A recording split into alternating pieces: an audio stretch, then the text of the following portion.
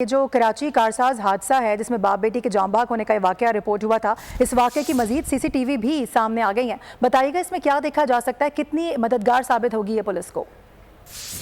G police کی تفتیش جو ہے وہ بڑھتی جا رہی ہے آگے، اور وقتاً فوقتاً سی سی ٹی وی فوٹیجز کا حاصل کرنے کا سلسلہ بھی انویسٹیگیشن پولیس کی جانب سے جاری ہے.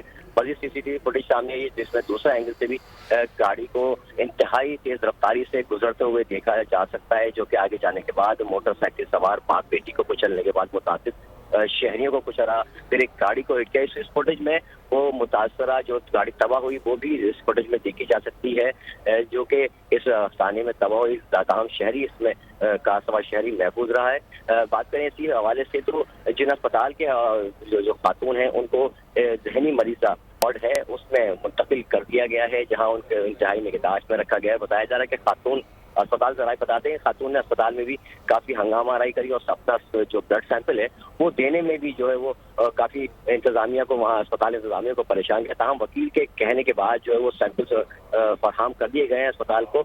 ساتھ ہی حادثے کے جو ذمہ دار خاتون اور ان کی فیملی اس پر صورتی وارڈ کے بتا رہے ہیں کہ وہ دونوں بھی بتائے جاتے ہیں جو کہ جن اسپتال میں واقع ہے.